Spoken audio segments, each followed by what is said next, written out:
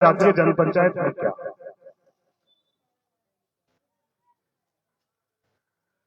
आप देख रहे हैं पिछले 8 साल से एक ही पार्टी का शासन जो है वो हरियाणा और पूरे देश में चल रहा है। लेकिन जिन आशाओं के साथ, जिन परिस्थितियों के साथ ये शासन सौंपा गया था, जिन आशाओं को फलीभूत मानकर ये शासन सौंपा गया था, क्या वो आशाएं हमारी पूरी हुई? मुझे लगता है आप में से हर एक का जवाब यही होगा कि नहीं। देश में विपक्ष खत्म कर दिया गया। हेलो, जब तक एक सूट विपक्ष ना हो तब तक आपकी आशाएं फलीभूत नहीं हो सकती। आप देख रहे थे कि दिन पे दिन अत्याचार बढ़ रहे हैं, बच्चे बेरोजगार हो रहे हैं, व्यापार ठप हो रहे हैं, कोई बोलने वाला नहीं था। हमारे बीच से हमारे अपने भाई सुरेंद्र अहलावत ने बीड़ा उठाया कि जनता की आवाज उठाने के लिए मैं सामने आऊंगा। उन्होंने कुछ साथियों को चुना, आप लोगों का साथ लिया और सर्वजातीय जन पंचायत का गठन किया। सर्वजातीय जन पंचायत का मुख्य उद्देश्य आप लोगों की आवाज को गूंगी और बहरी सरकार तक पहुंचाना है। दोस्तों, मैं आपको बताना चाहूंगा कि ये जो कॉलोनियां हैं ये नगर निगम पानीपत में आती है। आप दिन प्रतिदिन देखते होंगे, अखबारों की सुर्खियां पढ़ते होंगे, यूट्यूब पे देखते होंगे, हमारे पत्रकार भाई ढूंढ ढूंढ के लेकर आते हैं और रोज इस तरह के समाचार आप लोगों के सामने आते हैं कि करोड़ों रुपए का भ्रष्टाचार जो है आज नगर निगम में। वो लोग जो ईमानदारी का लबादा ओढ़कर आप लोगों के बीच में आए थे, वो लोग तो आपको आश्वासन देकर गए थे कि एक बार आप हमें हम आप लोगों के बीच में मिलेंगे, वो आज ना जाने कहां पर गायब हो गए। जनता त्राही त्राही कर रही है, कहीं सफाई की व्यवस्था नहीं है, कहीं स्वास्थ्य की व्यवस्था नहीं है। और आज तो एक नया घोटाला आप लोगों के सामने आया होगा कि यासी कंपनी, जिसका पूरे हरियाणा प्रांत में एकमात्र कंपनी है जिसने प्रॉपर्टी आईडी का ठेका लिया था, और ये ठेका जो है वो कम से कम 100 करोड़ रुपए का ठेका था। उस कंपनी ने कल अपना सर्वे, प्रॉपर्टी आईडी का जो सर्वे है वो साइट पे अपलोड किया है, और उस साइट से ये बताया गया है कि पानीपत की 70% कॉलोनियां जो है, 70% आपके जो मकान हैं वो अवैध है। एक यासी कंपनी जो पिछले 3 साल से आप लोगों का लहू चूस रही थी, इनके इशारों पर आप लोगों के साथ लगातार भ्रष्टाचार में लिप्त थी, उस कंपनी ने आपके 70% मकानों को जो है वो अनऑथोराइज्ड डिक्लेयर कर दिया है। बड़े शर्म की बात है कि 100 करोड़ रुपए से अधिक खर्च होने के बावजूद पानीपत की 70% आबादी को आज जो है वो अवैध घोषित कर दिया गया है। जब इस बारे में पत्रकारों ने नगर निगम से बात करनी चाहिए तो नगर निगम के जो डिप्टी मेयर हैं वो कहते हैं कि हम इसके बारे में आवाज उठाएंगे। ये आवाजें तो आज से 6 महीने पहले से उठ रही हैं। जो सामाजिक लोग हैं उन लोगों ने आज से 6 महीने पहले कह दिया था कि इस यासी कंपनी का जो सर्वे है वो 100% गलत है, और ये कंपनी जो डेटा अपलोड कर रही है वो 100% गलत है। उसके बावजूद इस सर्वे को क्यों अपलोड किया गया? ये सब कुछ प्लान जो है ये एक षड्यंत्र है आप लोगों की जेबों को काटने का। अब आप लोग जाएंगे नगर निगम में, नगर निगम प्रॉपर्टी को ठीक करवाना चाहेंगे और उसके लिए फिर पैसे दें आप। तो आप, मैं जो बताना चाहता हूं कि लगातार भ्रष्टाचार जो है वो बढ़ता जा रहा है। अभी मैं 10-12 दिन पुरानी बात आपके सामने रख रहा हूं कि पानीपत से बहुत 70% 75% व्यापारी जो आज तबाह होने पर तुले हुए हैं। सिर्फ एक जो है काला कानून आया है, एनजीटी का नाम लेकर उद्योगों को बंद कर दिया गया है। पिछले 2 साल से ये तलवार चल रही थी और वो तलवार जो है उसकी नोक अब जो है अंतिम सिरे पर आ गई है। माननीय मुख्यमंत्री जी ने व्यापारियों को बुलाया, चाय का कप पिलाया और भेज दिया। मैं ये बात आप लोगों के समक्ष इसलिए रखना चाहता हूं कि पानीपत एक औद्योगिक क्षेत्र है। आप में से बहुत से लोग उन उद्योगों से जुड़े हुए हैं। अगर ये उद्योग धंधे बंद हो जाते हैं, अगर ये उद्योग धंधे खत्म हो जाते हैं तो उसका सीधा साधा असर जो है वो पानीपत की अर्थव्यवस्था पर लोगों पर पड़ने वाला है। चाहे नोटबंदी हो, चाहे जीएसटी हो, चाहे और इस तरह के बहुत से इकोनॉमिक डिसीजन सरकार के द्वारा लिए गए थे जिन्होंने आम जनता के कमर को तोड़ के रख रखा है। बहुत से हमारे भाई जो है वो बेरोजगार हो गए हैं और अगर यही सिस्टम रहा, यही चलता रहा तो और ना जाने कितने लोग जो है बेरोजगारी की कगार पर आ जाएंगे। आपको याद होगा 2013-2012 जब ये नारा दिया गया था कि 2 करोड़ रोजगार जो है वो प्रति वर्ष दिए जाएंगे। आज डेटा बता रहा है कि 20 लाख रोजगार प्रति वर्ष नहीं दिए जा रहे हैं पूरे भारतवर्ष में। तो दिन पे दिन जो है बेरोजगारी बढ़ती जा रही है। अभी भाई बता रहा था शिक्षा के बारे में। शिक्षा का जो हाल जो है आज हरियाणा में किया गया है वो सब कुछ प्री किया गया है। आज से 4 साल पहले जो प्राइवेट स्कूल होते थे जिनको सरकार की एड मिलती थी, जिनमें हम लोग अपने बच्चों को पढ़ा पाते थे, कम फीस देके पढ़ा पाते थे, उन फीसों की ग्रांट को बंद कर दिया गया था और उनको ये कह दिया गया था कि भाई आप लोग अपने पैसे से इसको चलाएंगे। पहले उन स्कूलों की ग्रांट बंद की गई, अब जो है सरकारी स्कूलों को बंद किया जा रहा है। तो अब स्वास्थ्य की बात कर लें। स्वास्थ्य अगर मैं बात करूं, सिविल अस्पताल पानीपत की, तो सिविल अस्पताल पानीपत का अगर आप डेटा देखेंगे तो 70 से 75% मरीजों को रेफर किया जाता है, उन्हें दवाई नहीं दी जाती। उन्हें भेज दिया जाता है कि आप या तो रोहतक जाइए या खानपुर चले जाइए, उनको इलाज नहीं दिया जाता। और अगर 10-20% मरीज यहां पे रह जाते हैं तो उनको दवाई नहीं मिलती। तो मैं इस मंच के माध्यम से आप लोगों को एक चीज बताने के लिए आया हूं, एक अनुरोध करने के लिए आया हूं कि आपके सामने भाई सुरेंद्र अहलावत बैठे हैं जो आप लोगों की सेवा के लिए समर्पित है। आप आज से नहीं, पिछले 15-20 साल से भाई सुरेंद्र अहलावत को जानते होंगे। इन्होंने अपना सारा जीवन जो है वो आप लोगों के लिए समर्पित किया। तो मैं इस मंच के माध्यम से आप लोगों को अपील करने के लिए आया हूं कि आप लोग बहकावे में मत आए।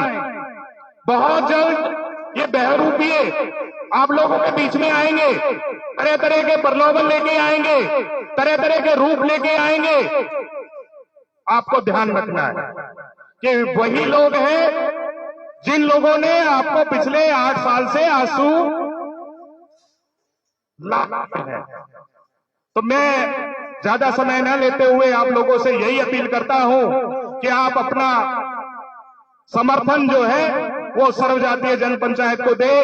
आज पानीपत की राजनीति में केवल एकमात्र मंच है सर्वजातीय जन पंचायत, जो विपक्ष की भूमिका में है, जो आप लोगों की है, जो ये चाहता है कि जनता को न्याय मिले, जनता को अधिकार मिले। ज्यादा समय न लेते हुए मैं आप सबका यहाँ पहुंचने पर हार्दिक हार्दिक स्वागत, धन्यवाद करता हूं। जय हिंद।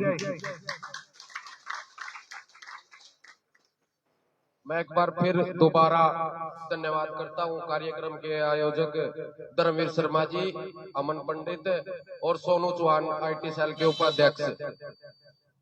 और मैं अध्यक्ष महोदय से एक बार निवेदन करता हूं कि हमें मतलब हमारे परिवार में शामिल होने वाले विनय जी, दीपक जी, कीर्तन जी, ईश्वर दलाल जी को पटका पहनाकर सम्मानित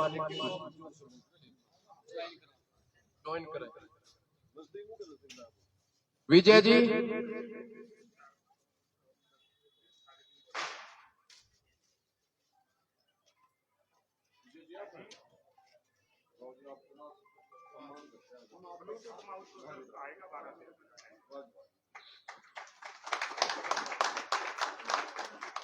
दीपक जी,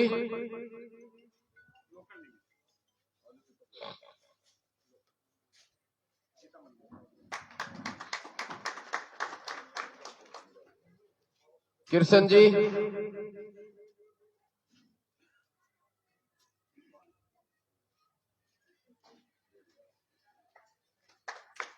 ईश्वर दलाल जी,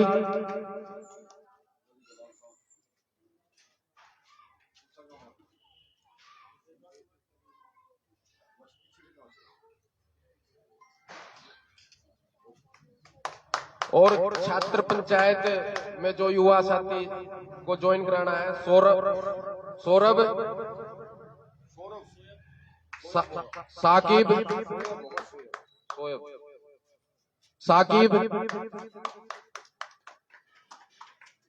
दानिश,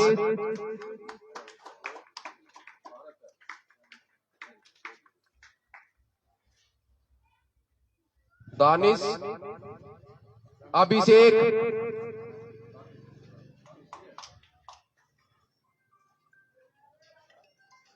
शंकर,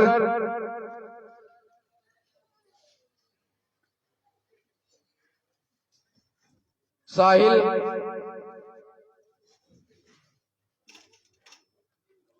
विशाल,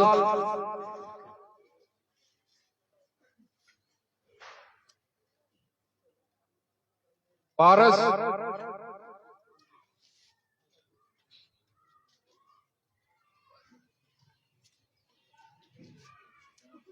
अमन,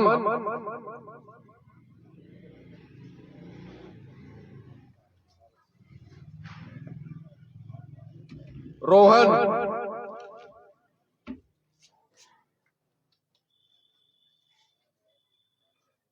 रमन,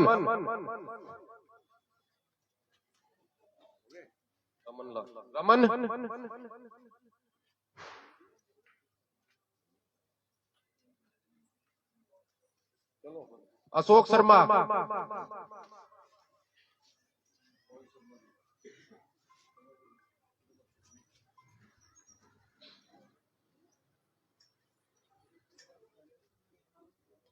सर्वजातीय पंचायत में आपका तहे दिल से हार्दिक स्वागत। और अब हमारे बीच अध्यक्ष महोदय सुरेंद्र लावत जी।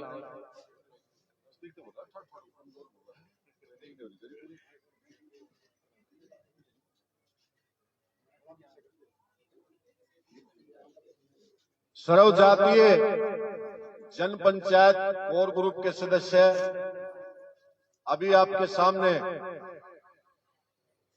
बड़े क्रांतिकारी विचार रख रहे थे भाई अजय सिंगला जी।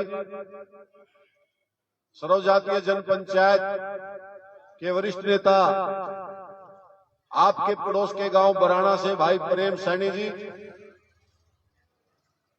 सर्वजातीय जन पंचायत युवा मोर्चा के अध्यक्ष भाई मनीष मराठा जी जो मंच संचालन कर रहे हैं। छात्र पंचायत के अध्यक्ष परवेश अलावत जी, इस कार्यक्रम के आयोजक आदरणीय धर्मवीर शर्मा जी, अमिन पंडित जी, सोनू कौशिक जी और तमाम यहां पर उपस्थित पिता के समान बुजुर्गों, नौजवान साथियों, माताओं, बहनों व प्यारे बच्चों, आज हम आपके बीच में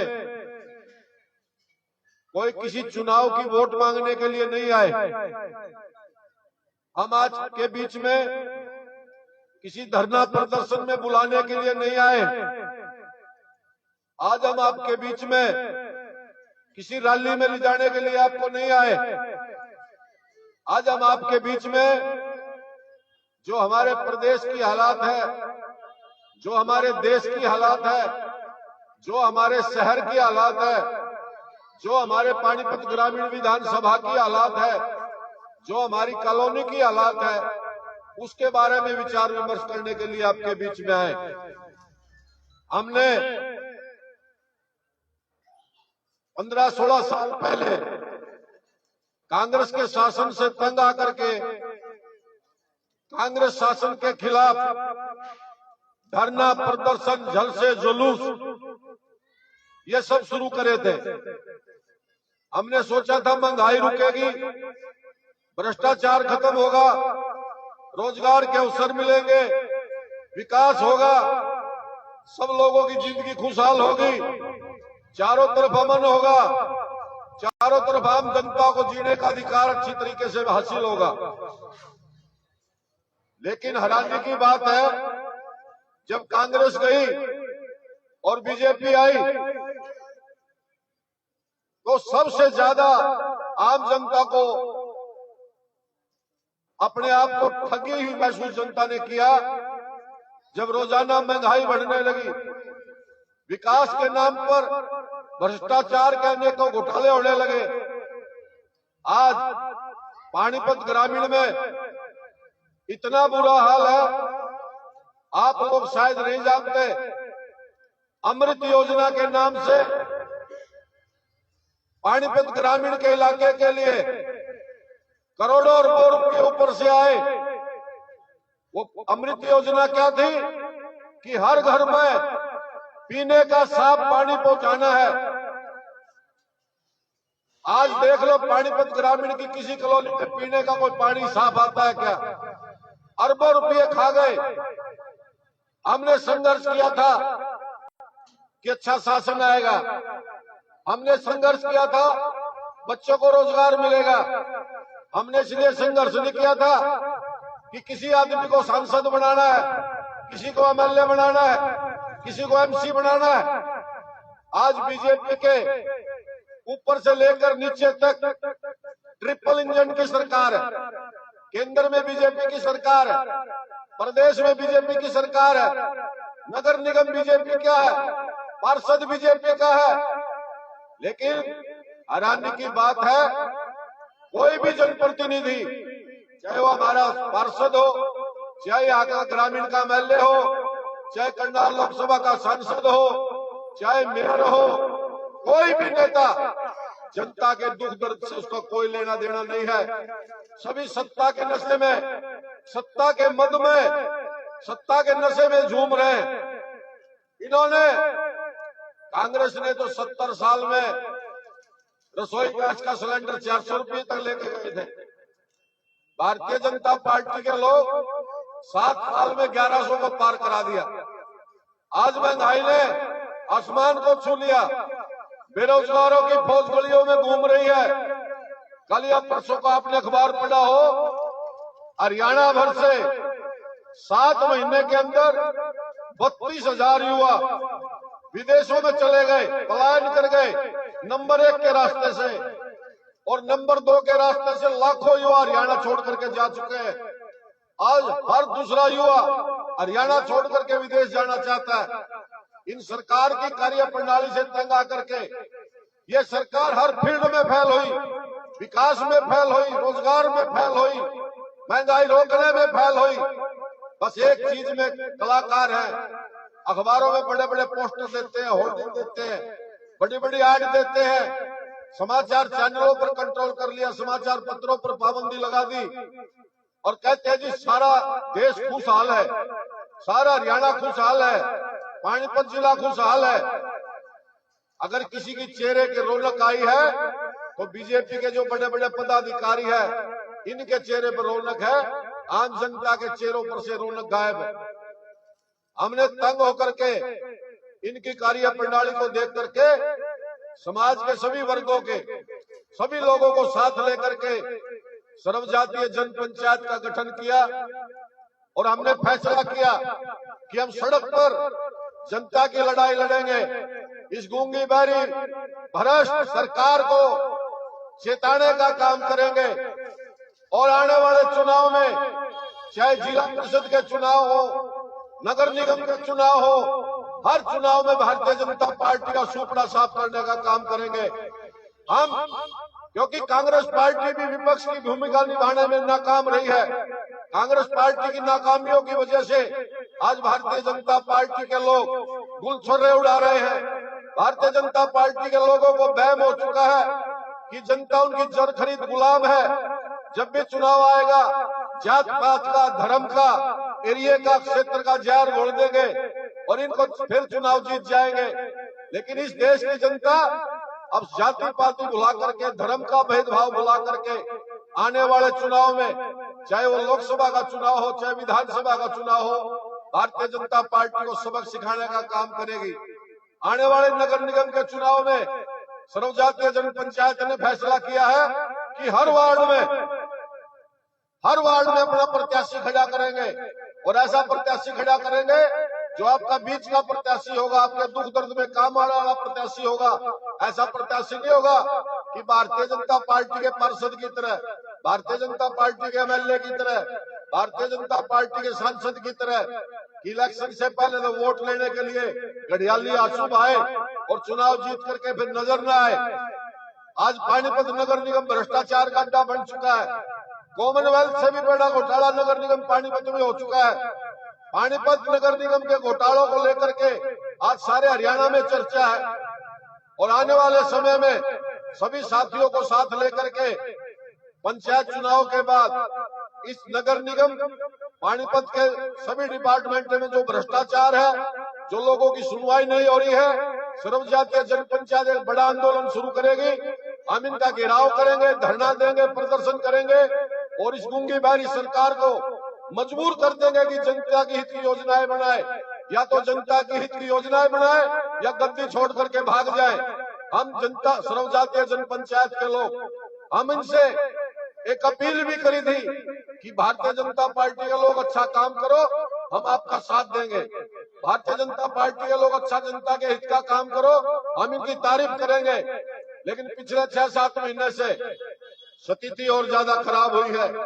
आज आपको बीच में आपको ना कोई एमएलए दिखाई देगा, ना सांसद दिखाई देगा, ना बीजेपी का पार्षद दिखाई देगा। अगर आपको दिखाई देंगे तो टेलीविजन के ऊपर बैठे दिखाई देंगे, किसी होटल में बड़ी मीटिंग करते हुए दिखाई देंगे, किसी की ब्याह शादी में रसगुल्ले खाते हुए दिखाई देंगे। जनता के दुख दर्द से कोई लेना देना नहीं है। एक बार फिर पुनः से मैं पिता के समान बुजुर्गों से, नौजवान साथियों से, माताओं से, बहनों से, सभी को दिल की गहराइयों से आभार, जिन्होंने अपना कीमती समय निकाल करके सर्वजातीय जन पंचायत के नेताओं का स्वागत किया। और एक बार पुनः इस कार्यक्रम के आयोजक भाई धर्मवीर शर्मा जी, भाई अमन पंडित जी जो उनके बेटे हैं, और सोनू भाई और उनकी सारी टीम को और सभी बुजुर्गों को जिन्होंने सर्वजातीय जन पंचायत में शामिल होकर के इसको मजबूत करने का काम किया, इसमें आस्था जताने का काम किया है, दिल की गहराइयों से उनका मैं आभार व्यक्त करता हूं और उनको विश्वास और भरोसा दिलाता हूं कि सर्वजातीय जन पंचायत अन्य दलों की तरह, खासकर भारतीय जनता पार्टी की तरह आपकी भावनाओं से खिलवाड़ नहीं करेगी, बल्कि आपकी उम्मीदों पर पूरा उतरने की कोशिश करेगी। धन्यवाद। जय हिंद।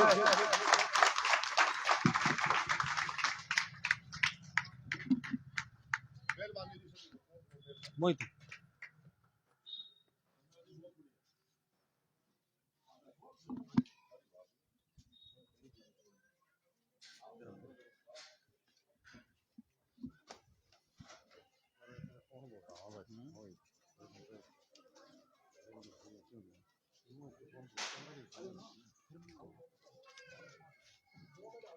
सर, छोटा सा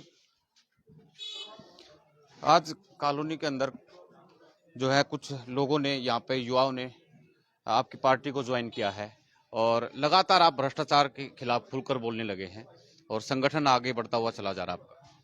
देखिए, सर्व जातीय जन पंचायत का गठन ही जनता की भलाई के लिए हुआ है और हमारा काम सिर्फ कोई राजनीति करने के लिए हमने इस मोर्चे का गठन नहीं किया है। जो हमने मंच बनाया है, ये जनता की आवाज उठाने के लिए मंच बनाया है। और आज प्रदेश में, देश में और खासकर पानीपत जिला में और पानीपत ग्रामीण विधानसभा के अंदर अव्यवस्था का आलम है। लोगों को जो जरूरत, रोजमर्रा की जरूरतों से लोग जूझ रहे हैं। आम जनता के चेहरे पर निराशा है और भारतीय जनता पार्टी के बड़े बड़े जो नेता हैं, विधायक है, सांसद है, पार्षद है, कोई मेयर है, कोई कुछ है, इनके चेहरे पर रौनक है, जनता के चेहरे पर रौनक गायब है। तो सर्व जातीय जन पंचायत ने अपनी तरफ से कोशिश है जनता की आवाज उठाने की, जनता की लड़ाई लड़ने की, वो हम काम कर रहे हैं। आपने कई दिन पहले एक मीटिंग की और तमाम पदाधिकारी आपके मौजूद रहे उसमें, और जिला परिषद के जो चुनाव है उसमें भारतीय जनता पार्टी और जेजेपी पार्टी के समर्थित उम्मीदवार है, उनका बहिष्कार करने का भी जिक्र किया। देखिए, हमने, क्योंकि प्रदेश में सरकार भारतीय जनता पार्टी की है और भारतीय जनता पार्टी ने आम जनता को कुशासन दिया है और उसको सबक सिखाने के लिए हमने जनता से अपील करी थी कि भाई जो भी भारतीय जनता पार्टी का उम्मीदवार है या उसके द्वारा समर्थित है या उसका पदाधिकारी है या उसका वो प्रत्यक्ष या अप्रत्यक्ष समर्थन कर रहे हैं, उसको जनता हराने की हमने जनता से अपील करी थी। और हमने कई वार्डों से अपने खुद प्रत्याशी भी मैदान में उतारे हैं। आने वाले समय में उसकी सूची जारी कर देंगे। हमने घोषणा की है कि कोई सरपंच, ब्लॉक समिति, जिला परिषद जो भारतीय जनता पार्टी का समर्थक होगा या उसका पदाधिकारी होगा या उसके लिए काम करता होगा, उसको वो जनता से भी अपील करिए, हम भी उसके खिलाफ प्रचार करेंगे चुनाव में हराने के लिए। जैसा आपने बताया 2024 में आप भी दावेदारी करेंगे, आपकी पार्टी है तमाम विधानसभाओं के अंदर अपने प्रत्याशी उतारेगी, और भारतीय जनता पार्टी और कांग्रेस पार्टी, तमाम पार्टियां वो भी सरकार में आई, सत्ता में आई, तो लोगों को कैसे आश्वस्त करेंगे कि पार्टी, आपकी पार्टी अगर सत्ता में आती है तो आपकी पार्टी उनकी तरह भ्रष्टाचार में संलिप्त नहीं होगी? ऐसा है, देखिए, पहले तो नगर निगम के चुनाव आएंगे। नगर निगम के चुनाव सर्व जातीय जन पंचायत हर वार्ड में लड़ेगी, अपना मेयर का प्रत्याशी भी खड़ा करेगी। दूसरी बात यह है कि ये तो कहने की आवश्यकता नहीं कि भाई आने के बाद आप नहीं बदलोगे या आप आने के बाद कैसे करोगे। हरियाणा में कहावत है कि पूत के पाप पालने में दिख जाते हैं। आज हम फील्ड में हैं, आज कोई चुनाव नहीं है, कोई रैली नहीं है, धरना नहीं है, लेकिन आम जनता की लड़ाई आज भी रोड पे लड़ रहे हैं। अगर हम भी चाहते हैं, हम इन बीजेपी वाला के साथ कंधे से कंधा मिला करके हम भी राज में मलाई खाते रहते, लेकिन जनता को निरे हाथों में नहीं छोड़ सकते। आज हम खुद जनता की लड़ाई लड़ रहे हैं, जनता देख रही है। तो सांच को आज नहीं तो जनता हमारे पे विश्वास करती है, क्योंकि हम विश्वास करने का काम करते हैं। शुक्रिया। तो सर, आदमपुर उपचुनाव जो है वहां पर चल रहा है और उसमें अगर जिक्र करूं तो लोगों का ये कहना, वहां के वोटर्स का, आम जनता का, कि भाई पहले कुलदीप बिश्नोई से हमें अगर जो मिलना होता था 10, 12, 15 हजार रुपए की गाड़ी करके वो दिल्ली जाना पड़ता था, गुड़गांव जाना पड़ता। भव्य बिश्नोई को अगर वो जिताते हैं तो उनको दूसरे देश में जाना पड़ेगा, वो कैसे? बिल्कुल यही बात है जी कि भव्य बिश्नोई तो विदेशी में रहने वाला बंदा है, तो जनता को पता है, आदमपुर की जनता जानती है कि विदेश के ठाट बाट में जो आदमी रह लिया है, जो बच्चा विदेश के ठाट बाट में रह लिया, वो आदमी आम जनता के लिए क्या कर सकता है। तो मेरे को नहीं लगता कि कोई भव्य बिश्नोई या कुलदीप बिश्नोई के हाथ में कुछ वहां पे मिलने वाला है, और अगर वो जमानत भी बचा जाए तो बहुत बड़ी बात होगी उनके लिए। तो मेरा तो आकलन ये कहता है। कहीं ना कहीं कुलदीप बिश्नोई ने भी ये दांव खेला कि भाई अपना नाम ना रख के अपने बेटे को आगे कर लिया कि भाई अगर हार गए तो बोल देंगे बच्चा था और अपनी साख भी बची रहेगी। बिल्कुल बिल्कुल, आप सही कह रहे हैं, ये दाव बिल्कुल खेला गया है कि कुलदीप बिश्नोई ये चाहते थे, कुलदीप बिश्नोई को असलियत का पता था, ये आभास था कि भाई आने वाले चुनाव में क्या होने वाला है, इसीलिए उन्होंने खुद खड़ा ना होकर भव्य बिश्नोई को टिकट दिलवाई है। और मैं आपको ये विश्वास दिलवाता हूं, और आप आने वाले उसमें देख लेना कि ये जमानत भी नहीं बचा पाएंगे। पंचायती चुनाव और जिला परिषद के चुनाव हैं फिलहाल, और जननायक जनता पार्टी के द्वारा भी कई पार्टी के जो पदाधिकारी है उनको उतारा गया है, और दूसरी पार्टी भी कोशिश कर रही है, तो फोन भी बार बार किए जा रहे हैं उनको, क्या कुछ कहेंगे? ऐसे जी नायक जनता पार्टी तो जो है ना, वो तो यमुना पार जा चुकी। इन्होंने यमुना पार का नारा दिया था बीजेपी को भगाने के लिए, लेकिन ये खुद जो है ना उस नारे में खुद फंस गए, और ये तो यमुना पार पहले ही जा चुके। तो ना तो इन लोगों पे जनता का विश्वास है, ना इनके उतारे हुए लोगों पे जनता का विश्वास है। ये अपने जो राजनीतिक तौर पे ये इस तरह के भाव रखते हैं कि भाई ये लोगों को फोन कर रहे हैं, और ये आने वाले समय में मैं दिखाऊंगा कि जो भी प्रत्याशी जीतेंगे ये उनको अपना बता देंगे कि भाई ये हमारे प्रत्याशी हैं, गोद में बिठा लेंगे। हाँ गोद में बिठा लेंगे। ये इनकी प्रथा रही है और ये प्रथा इन्होंने शुरू कर दी है। शुक्रिया। और कुछ सर, आज पार्टी ज्वाइन की आपने, और पार्टी ज्वाइन की है, और क्या कुछ कहना चाहेंगे कि लगातार जो भारतीय जनता पार्टी है वो सत्ता में आई पहले और दूसरी बार सत्ता में आई है, भ्रष्टाचार के उनके ऊपर आरोप लग रहे हैं। हाँ जी? आप बताइए सर। तमाम दर्शकों से अपील, इस वीडियो को शेयर करें। नमस्कार।